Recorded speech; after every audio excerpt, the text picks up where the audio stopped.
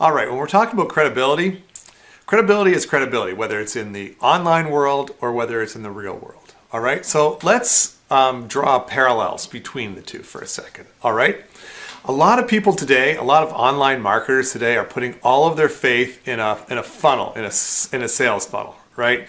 We've been led to believe that you're only one funnel away, meaning that if you want to have an online business, all you need to do is stick a funnel online, wait for a day or two, hire an accountant to count all your money. All right, and that's kind of, that's the dream, that's the hope, that's the golden ring that people are trying to grab, right? This one funnel away story, myth. And let me draw a parallel to that, okay, in the real world. Let's imagine that you need a new laptop, okay? You need a new laptop, so you drive to the laptop store. Let's call it Best Buy, okay? You drive to Best Buy. It's a full parking lot. You're parked way at the back, and as you're walking towards the front doors, there's this guy there, and he's standing by his car, and he's got his trunk open. He's like, "Hey, you need a laptop?" I'm like, "Yeah, I need a laptop." He's like, "I got laptops for sale." And it just so happens that he may have in his trunk the exact laptop that I was hoping to get. And, he gives me his whole pitch. And as it turns out, he's selling that laptop for $200 cheaper than I can get it for in that store, right?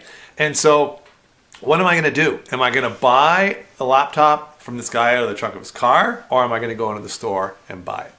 Now, this guy's pretty awesome. He tells me that he's got like a 5-year warranty, which is pretty cool because in the store it's only a 3-year warranty. So he's got a 5-year warranty, and if I ever have any problems, I can just come back to the parking lot and he'll be parked there, and he'll fix it on the spot. So that's his story. So am I going to buy that laptop from this guy out of the trunk of the car, or am I going to go into the store? If I was going to buy a shovel or a hammer, and I sort of got the same deal, I would probably buy that from the guy out of his trunk, like a shovel or a hammer. But if I'm going to buy something as complicated as a laptop, something that, personally, I believe laptops are created to break, and I always pay for the extra warranty because I always seem to use it. I'm going to say, thanks, man, but I'm going to go in the store and I'm going to buy it there because, Best Buy is an established store. They've got branches all over North America, so I know that they're always going to be there, right? And we know that stores close, whatever. But for the most part, there's a lot more staying power with Best Buy than there is with this guy in his trunk. So I'm probably going to spend the $200 more, and I'm going to go in and buy the laptop there. So why am I telling that story? That's because I see the guy selling his stuff out of the trunk of his car like a funnel, right? It's a guy that just sort of shows up on the scene out of nowhere, presents you with this amazing offer. I don't know who he is. I don't know where he came from. I don't know what his deal is. I just know he's got this amazing offer. But I also know he's selling something out of the trunk of his car, so I don't trust him. And that's how I view funnels today, right? What's happened with what ClickFunnels has done and with what Lead Pages has done and Optimized Press has done, like there's all these funnels out there. It's so easy now. Like back in the day, it would take, weeks or even months to launch a funnel. And so, a lot of effort would go into those funnels. And I think there was this higher quality funnels then. There was fewer of them. And so the people that were making it were putting in more of an effort, and they were more serious, businesses. Nowadays, you can just log onto a software, 14-day free trial, and just throw a whole bunch of funnels out there just to see if something sticks. And that's what's happening. There's just so many funnels out there that the internet's being overrun with them. People are getting more and more skeptical. One, because there's fraudulent, there's scam funnels out there, right, that are just going to steal from you. And then there's just plain old honest people making really bad funnels. And then I think the minority of people is actually like the really serious, solid business owners that put a lot of effort into their marketing, into the development of their funnel. And I think they're kind of in the minority now, but they're getting painted with the same brush as all those scam artists and bad funnels. All right. So if the guy with the trunk of his car is a funnel, then what's Best Buy? Well, Best Buy I see as being more like a website. right? A website generally has pages. It gives you information. It has an about page. It's got the history. It's got store hours. It's got, a phone number. It's got a physical address attached to it. Like a website has a lot more of an anchor to it than just a fly-by-night sales funnel, okay? So now I'm not saying you don't need a sales funnel. I'm just saying that for credibility, if you want to be credible online, then you need more than a sales funnel. All right. So imagine this guy with the trunk of his car.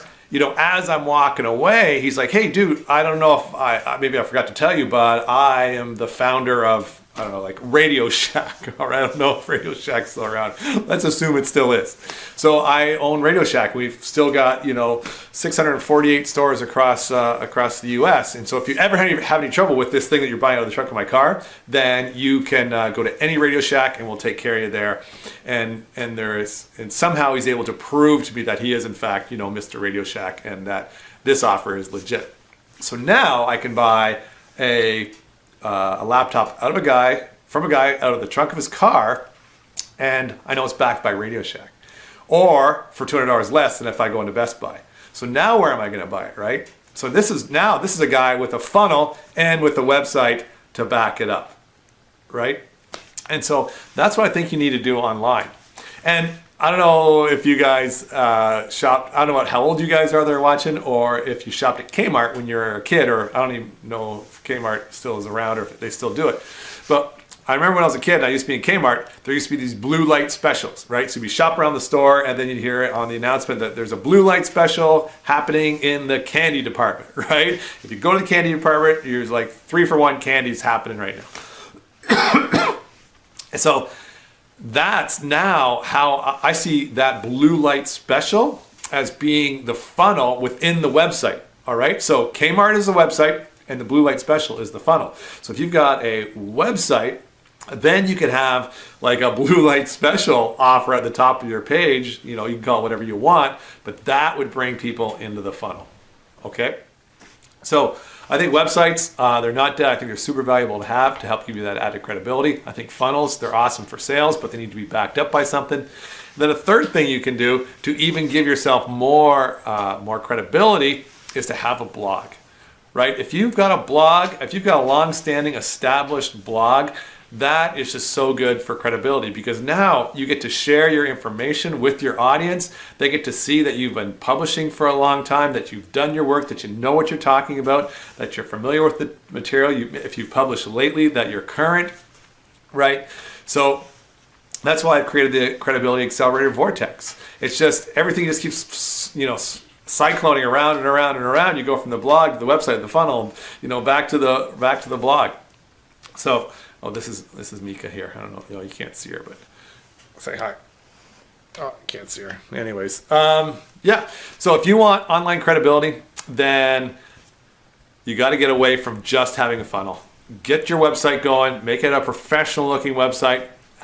Put all the bells and whistles on it. It's got to look good, and it's got to let people know who you are, why you're there, what your mission statement is, what you stand for. Get them to know, like, and trust you. And then the next time they see your funnel, like, oh yeah, I know this guy. This guy's legit. I've read his stuff on his blog, right? This guy's pretty smart.